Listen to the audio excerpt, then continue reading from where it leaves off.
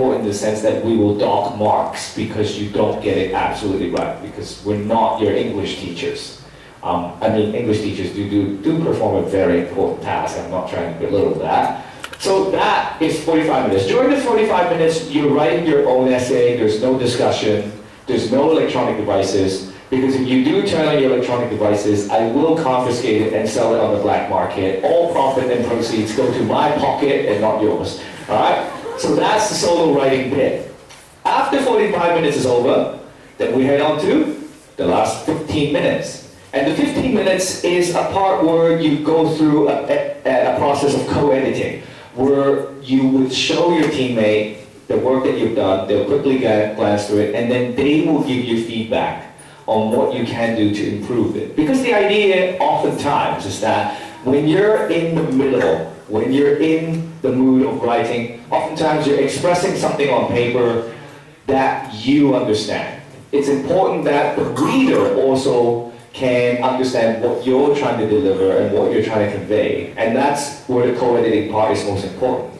I can see sometimes scholars would frantically use the last 15 minutes to just keep on writing and not talk to their teammates. That's not recommended, because remember, it's good to get a second pair of eyes to read what you've wrote, so they can tell you, are you on point? Are you on message? Are you able to deliver that opinion that you are imagining we would read? So that's the 15 minutes. Again, no electronic devices is allowed. It's just you and your teammate and that other teammate as well. So there's one thing that we maybe didn't make specific. During those first 25 minutes listed up here, that is the time that you are allowed to use the internet, to use your computers. I saw some of you studying notes that you'd prepared before you got here today, that you've been studying, some of you probably for weeks and months. You are allowed to use that during this 25 minutes. So during this 25 minutes, write down everything that will help you write the best essay. That's actually time only for planning, so you should not start writing on the line paper, writing your essay. Just focus on planning, writing down notes, anything that will help with research. Now, there's one other thing listed up here that we haven't mentioned. That's where it says approach. What we mean by approach is the style or the structure that your essay takes. Many of you will write a traditional essay, and that's perfectly fine. The majority of scholars at our rounds do write a traditional 5-paragraph essay that starts with an introduction, that generally states their position with somewhat of a thesis statement or something, and then has paragraphs that support that with evidence and wraps up with a concluding paragraph. If that's the style of writing you're comfortable with and how you've prepared, then you should do that. But some of you maybe like to write creatively. How many of you like to write creatively? Maybe you like writing short stories or fiction or poetry. Okay? If that is the style that you're comfortable writing in, you can also take that approach. Now, what this, the form this sometimes takes for scholars is that they may, for example, pick a topic about history where you've studied diplomacy, and they may decide to write their essay in the form of a fictional conversation between two diplomats. And through that conversation, they're able to persuade us as the reader why we should agree with them. We had some scholars in Tokyo do this. In fact, one of them had a fictional conversation between me and Daniel and Chauncey. Some of you know those three. Any style is permitted. We do not favor any style. Just write what you're most comfortable with. And if you've been preparing for today, specifically with how to write, then whatever you've done to prepare, you should stick with that. Okay? If you have other questions during the collaborative writing or any of the events, please ask. There will be people around in the rooms to help. Okay, scholars, the next event we're going to explain. Juniors, it will be the second event you do. Seniors, it will be the last event you do today. It is called the Scholars Challenge. And it is an exciting multiple choice test. How many of you like to take tests? Multiple choice tests? No one. Really? Oh. Wow. I guess I misapplied the stereotype. I guess it is a Saturday. Okay, that took a while. The rest is still like, or more precisely, what? I guess it is a Saturday morning after all. Maybe that's what it is. Or just lack of breakfast and sugar level. Now, for the Scholars Challenge, this is a 120 multiple choice question, super quiz, we call it. How many of you have been looking forward to this? It's okay, if you're the only hand up, it's okay, right? We still love you. Everyone still loves you. Now, with the Scholars Challenge, it's a little bit different from other multiple choice quizzes that you've done before. With the Scholars Challenge, what we're looking for is not a point of assessment of what you know. The question that we're going to put out is actually something that will be trying to push your edge of understanding to see how you're able to apply the knowledge and the materials you've researched. So it's not just simply about testing your facts. That's why we don't call it a test. And because the questions are particularly challenging, we've changed the rules of answering it a little bit as well. Rather than having to always pick one choice out of 5, you can pick 2 choices out of 5. So unlike any dating scenario, you don't have to pick one boyfriend or one girlfriend. If you see that 2 of the answers are the love of your life, pick both of them. And if one of them is right, how many points do you get? Nope, you get half, right? You get half the love. So you pick one answer, you get it right, you get 1 point. You pick 2 answers, you get it right, that's half a point. What happens if you have absolutely no idea how to choose between 5 potential suitors? Choose all of them, right? And when you choose all of them, how many points do you get? 0.2, that's absolutely correct. So the way to perform and to excel in the challenge is to never give up, never surrender. But please don't color all 120 times 5 bubbles. That's not necessarily the best strategy, even though we've seen it before. In fact, one scholar in Tokyo filled in all but 7. So they were very selective. They're like, I'm going to fill all of them in, but I'm going to leave these 7 blank. I don't know how they came to that conclusion. Another scholar in Almaty was even more creative. He decided to create 60 extra questions on the back of the answer sheet and said, can I get extra 0.2 marks for each of these questions? Don't try that, it doesn't work. But, having said all of that, how do you actually fill in the score sheet? Now, we follow a particularly simple tradition, which is if you want to tell us your answer, for example, if it's A, then color it in, like this. Simple enough. Nothing much, just color the bubble in. For those of you who are mathematically inclined and prefer geometry, please do not circle the circle. The circle is a circle, we know that. You don't have to circle it, all right? Next up, for those of you who likes check marks, including the Japanese immigration and all their forms, please do not put a tick on the correct answer. And for those of you who want to correct your answer, do not put a cross. And for those of you who are still secretly very excited but don't want to appear too nerdy about the Scholars Challenge, and when you get the right answer and you want to go, yeah, please don't make it smile. Because if the computer who scans this frowns, you don't get a crown. Now, so that's the way to fill in your bubbles. Now, because you are allowed to correct your answer or change your answer, that's why we would recommend you to use a pencil. How many of you did not bring a pencil? No one raised their hand. This is the first time I've seen it.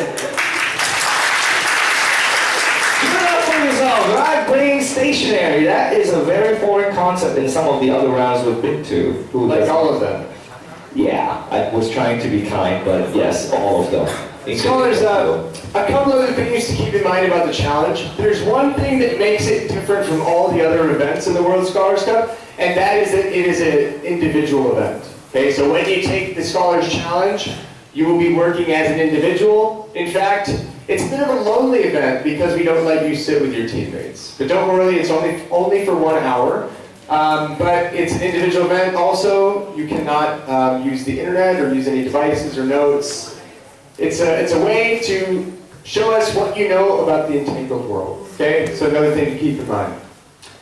At this point, scholars, we will be splitting you up by your division. Seniors, you will be staying in here to receive your debate briefing. Juniors, you'll have that this afternoon. So at this point, if you are a junior scholar, please gather all of your things.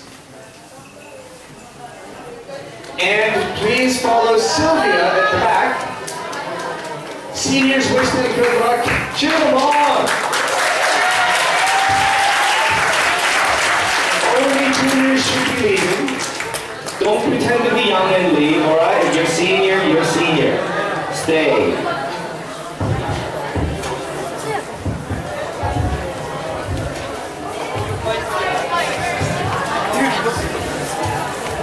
Collaborative learning is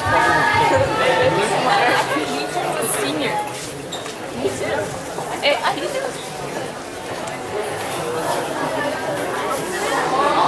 I can do the debate.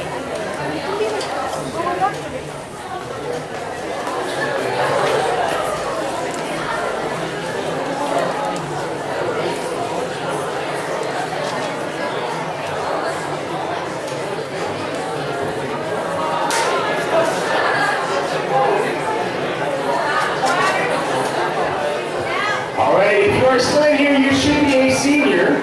Just double check your name tag that it says seniors. Now, seniors, you will be doing debate first today. Who's excited about debate? Really? How many of you are debating for the first time ever? Raise your hand. It's quite a few of you. How many of you are feeling a little bit nervous? Just a bit. Who's maybe even feeling maybe a little bit terrified? Oh, wow. And who is a combination of excited, terrified, and nervous? Yeah. Woo-hoo! And you're just right. Scholars, it's very normal to feel that way before debating, because what you will be doing in debating is what's called public speaking. And public speaking is something that can cause a lot of people to be afraid. Not just young people like you, but people who are adults, even your teachers. A lot of times people who have to public speak for a living even get nervous before they start speaking. But the only way to get better at it, to get more comfortable with getting up in front of other people and speaking, is to do it. So by being here, by debating today, you're all giving yourselves an opportunity to become more confident speakers, to become more comfortable with this. And regardless of what you do with the rest of your life, it will help you. There's really nothing that you can't gain from being a more confident individual when it comes to expressing your ideas. So we're really proud of all of you for doing this and for facing that fear. In fact, public speaking is considered to be the third greatest fear that people have. Do you know what the only two things above it are? Yes, death is one of them. Okay, you're not facing death today, so good news there. The number two thing, you know what it is? Somebody said it. Parents. Wow, I'm sorry to hear that. Perhaps it is for you. It's not parents. Somebody said it's spiders. He said it back there. Public speaking spiders. So, scholars, you are not facing death today, and hopefully there are no spiders in the debate rooms. But you will be facing the fear of public speaking. And we're going to just try to walk all of you through the way that debate works in the World Scholars Cup. Regardless of whether you've done this before or not, we want to make sure everybody understands how it will work. For those of you who are doing debate for the first time, the good news is that our debate format is for people like you. It was designed to be easy for scholars and for adjudicators who have little to no debate experience. So the format's pretty simple.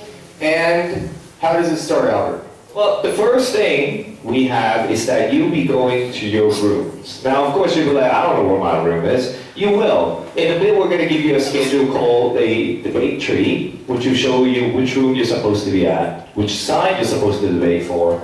So once you reach your room, and both teams, affirmative and opposition, are here, your adjudicator will release the motion. The moment the motion is released, you guys will have 15 minutes of preparation time. Now, during this 15 minutes of preparation time, again, you are allowed to use your electronic devices. And it's very important that this juncture in time for you to discuss with your teammate what sort of things you want to be talking about, what sort of things you imagine your opponents will be talking about, so you can prepare for rebuttals as well. It's also very important to figure out the division of labor, right? Because remember, in terms of the speeches that you'll be getting later on, we will be judging you guys on personal performance as well. So it's important to make sure that everybody has this particular area they could focus on, either it's in terms of responding to opponents, or elaborating your own materials, or adding new concepts and new opinions. So that's why in this 15 minutes, it's more useful for you to discuss, to collaborate, as opposed to drill your head into your own paper, right? Because that's not necessarily helpful. Sometimes what you can see is that scholars that are more concerned about writing out the entire speech during the 15 minutes tend to be the least responsive, and therefore tend to perform not as well. Now, after the 15 minutes of preparation time is over, you will need to put away your electronic devices. So don't come and tell me, hey, I put on my notes on my iPad, can I use it? No, I don't care, right? Remember to write all these things on papers and cue cards. You cannot use electronic prompts, right? So no iPads or laptops during the actual debate itself. When we start, everybody gets 4 minutes to speak. Now question, do you have to speak for exactly 4 minutes? No. The idea is that the 4 minutes is given to you to use as you see fit. If you don't have as much as you want to say, maybe you have 2 minutes, 30 seconds worth of materials, then you could gracefully just finish up your speech and sit back down. Now one time what we have is that some adjudicators might think that you need to use up all 4 minutes, and so you don't speak for 4 minutes, then when you stand for the remaining amount of time. That's not necessary. So if you don't have 4 minutes worth of material and your judge says you need to stand there, then you could just politely decline and sit back down. Are you allowed to speak for more than 4 minutes? No. Well, in a way you sort of can. But that's because we're giving you a grace period to finish off your speech. So when your speech reaches 4 minutes, we're not going to throw a hammer at your head and say sit down. We will allow you a few seconds of grace period so you could elegantly end your comment and then return back to your seat. The thing you need to remember is that adjudicators are not at all obliged to keep listening to what you're saying. So if after 4 minutes you keep talking, no one's actually taking any notes down. Nobody is actually paying attention. So you're actually wasting time. So remember, if you have points beyond 4 minutes, 2 strategy. 1, be more concise with your elaboration. Or 2, you're supposed to have given some of those materials to your teammates. Alright? So remember, division of labor. Now, during your speech, other things that you should pay attention to is there is no such thing as POI. Right, so for those of you who are doing other formats like British parliamentary or some other lesser non-British parliamentary format, there is no points of information. You are not allowed to interject. You are not allowed to give points of clarification or points of reply or whatever it is. The point is, when a speaker is speaking in that 4 minutes, you're supposed to give them your full attention. That leads me to the second point about that is do not engage in team discussion while someone is speaking on stage, right? That's disrespectful and disruptive, right? And also discouraging at the same time. And we don't want to do that because remember, there are first-time debaters here. Between every single speech, there will be 60 seconds. And that 60 seconds is where you can talk to your teammates and elaborate what changes, strategies you guys want to pay attention to, all right? If you have an absolute need to communicate during a speech, please just pass little pieces of notes or cue cards. Alright? After that, we have a unique aspect which is only available with World Scholars Cup debate. It's team feedback. Now the team feedback is to replace the adjudicator feedback. So the adjudicators will not be giving you any adjudication opinion. They will not explain their judgment, because we want you guys to engage in learning amongst your peers. So the idea is that during the team feedback session, each team will be given 90 seconds to prepare a 90-second reply, right? So What we want you guys to remember is that when you're giving that feedback, it needs to be constructive, right? And it needs to be respectful. Please do not at all continue the debate. Because if you continue the debate, you're not actually giving any actionable advice to your opponents on how they can improve. If you don't do that, how would you expect them to return and reciprocate and give you actionable advice on how to improve? So remember, think carefully, think thoughtfully to give points that you really want to help your opponents with. If you come out and say, hey man, that was a good speech, Mike, that's not a good feedback, and here's the important point. Your team feedback are actually scored. So if you don't do well in your team feedback, or if you don't put in your full 100% of consideration, it will affect your final results. Now, so that is generally how one debate would go. You have 3 debates, and the good thing is that according to reputable studies, each team in each debate has 50% of winning. And what happens to the other 50%? Somebody already said it. You can either, in our debates, win or lollipop.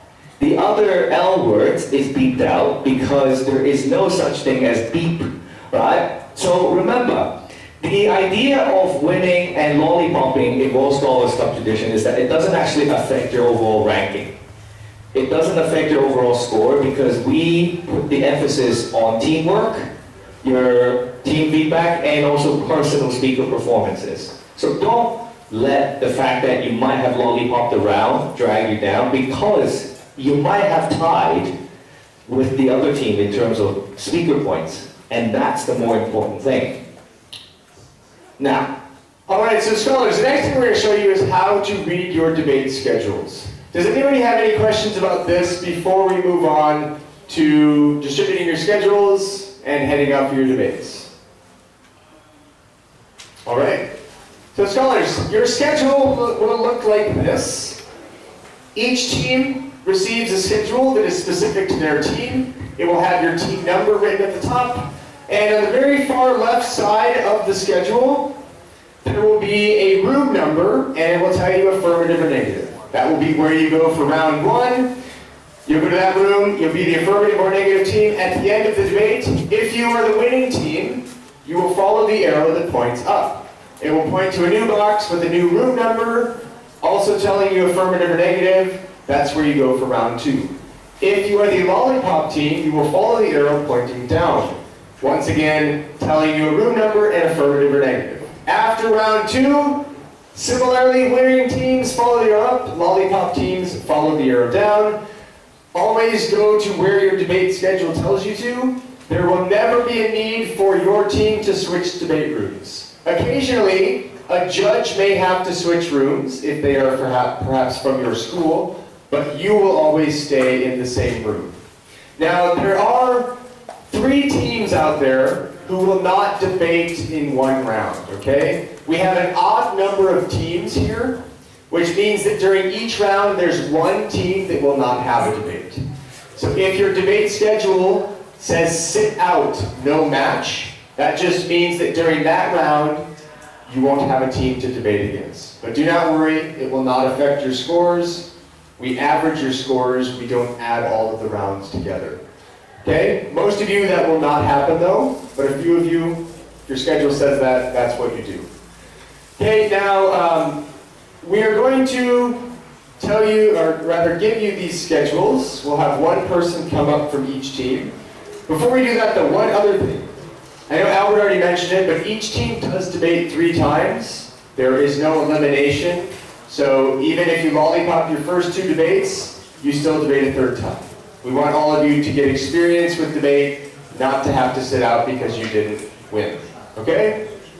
So, if you are team member A, from teams 121 to 140, please come up to me. Okay, 121 to 140. If your team number is 161 and above, come to me.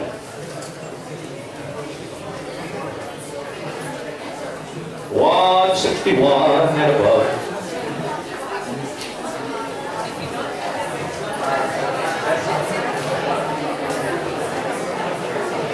Yeah.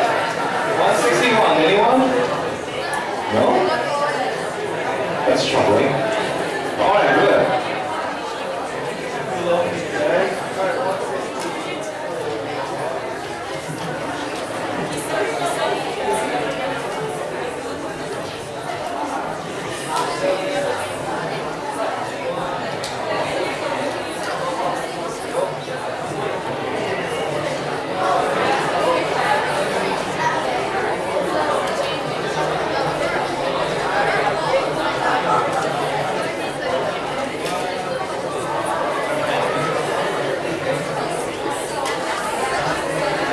We got 162. 162 from Senri Osaka International School. All right, and 141 all the way up to 160. Teams 141 to 160.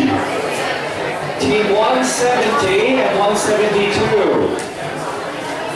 Team 170 and 172. The Kyrgyzstan team. Team Kyrgyzstan.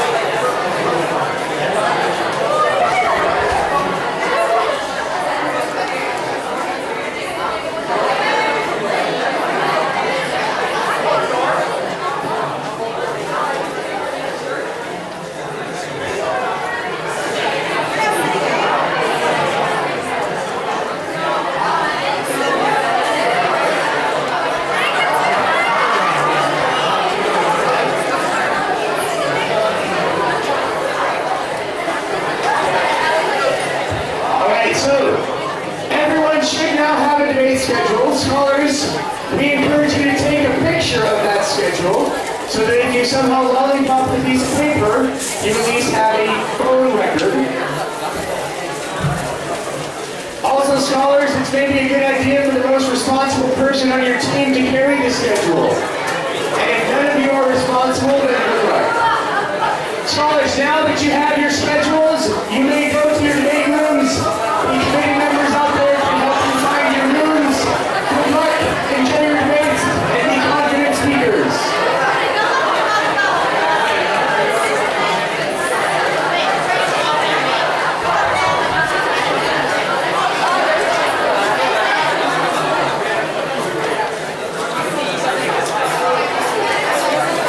You should have this.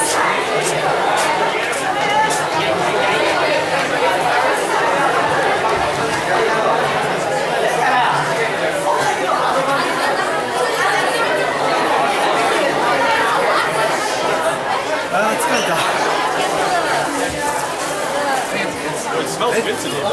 Yeah, I'm using a new shampoo. It feels good too. I'm using conditioner. It's like a lot softer. Damn. Well, I'm using this is deliberate. This is deliberate. Oh yeah. Oh my god, that's smart. Dude, I'm gonna be like.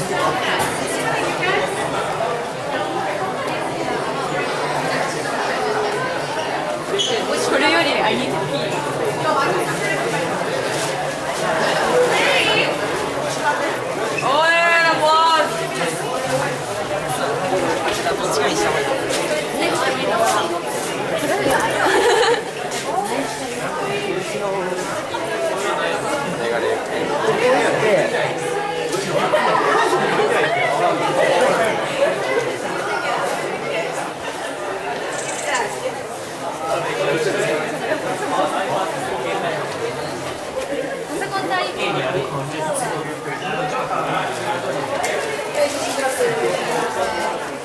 They're just so tired.